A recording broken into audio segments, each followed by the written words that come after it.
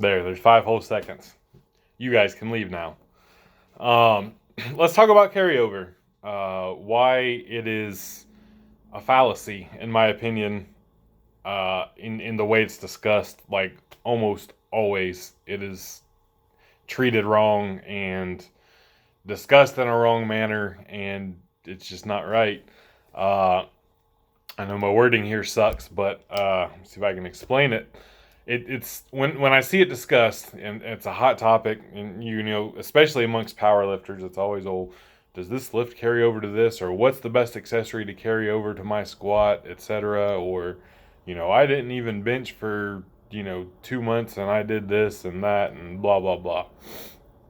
Let's talk about where it's wrong in most applications in discussions. It's again, we're talking novice intermediates is almost always who I just see discussing it most, and they'll say, oh well, I was OHP and bench. That's the common one that I see. That's not what everybody thinks it is. I added 20 pounds to my OHP, and my bench went up 40 pounds at the same time. The OHP is great for bench. It's a novice intermediate running like a 5-3-1 program or something like that, something similar. Of everything's progressing. It's you're pretty new to training.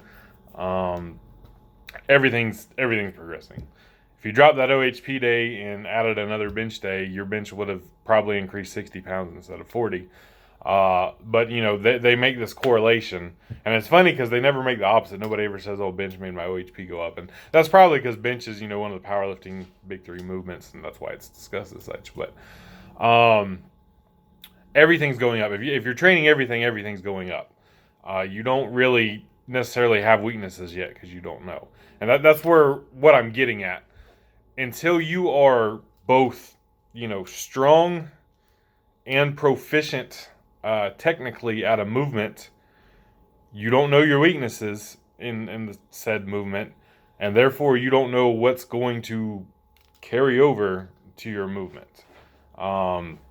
If you're a 200-pound guy benching 225, you can throw a bunch of different accessories in your bench program, and your bench is going to keep going up.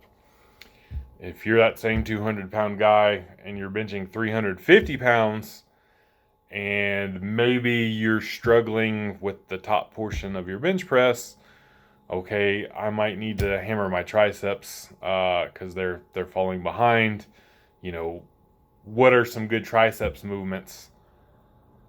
So you start doing pause, close grip, pin presses, a little bit off the chest. Say you run those for 4 weeks, and then you gain 10 pounds on your bench press that had been stagnated for the last 4 to 6 months. Well, now you know that close grip, pause, pin presses carry over to your bench, at least for now, while your triceps are the weakness. You may run them another cycle, you may run them another 2 cycles. At some point, that carryover is going to stop existing because you cured your weak point. And now there's going to be something else.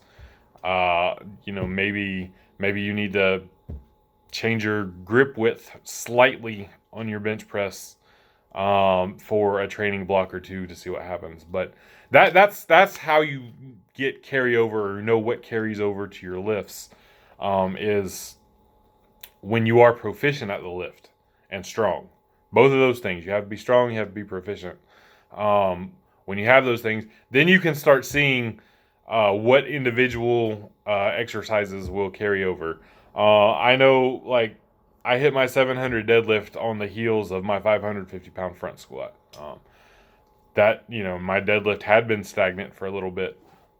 And that's, twice, front squats have, gotten me past the deadlift plateau. So I know that, my front squat carries over to my deadlift. And if I were to build back up and front squat, a 30 or 40 pound front squat PR, I would bet money that my deadlift would, soon follow.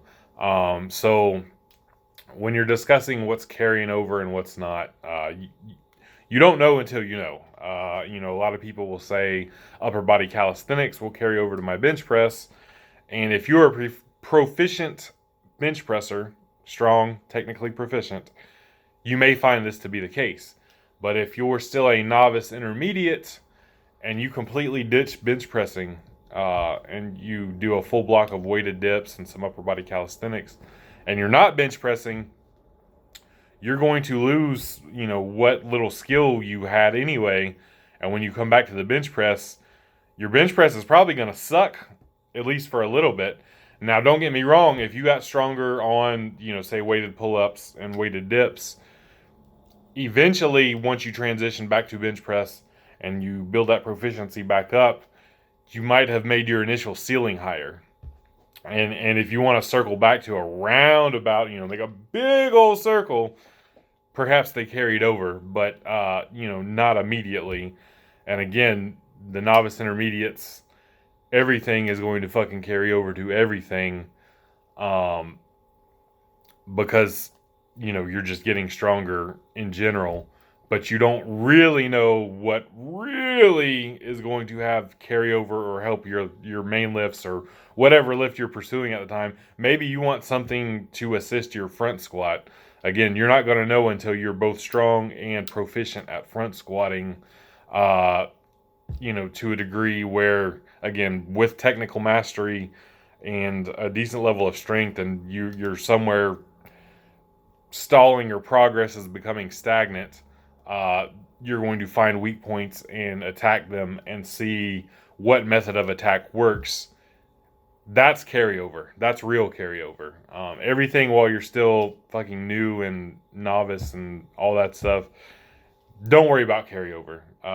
Just get strong, get proficient at the movements you care about. And when you start to plateau on those movements, once you've exhausted any technique work that needs to be done and you're there technically, then and only then will you see what movements, secondary movements, accessory movements, etc., have carryover to those movements. Peace.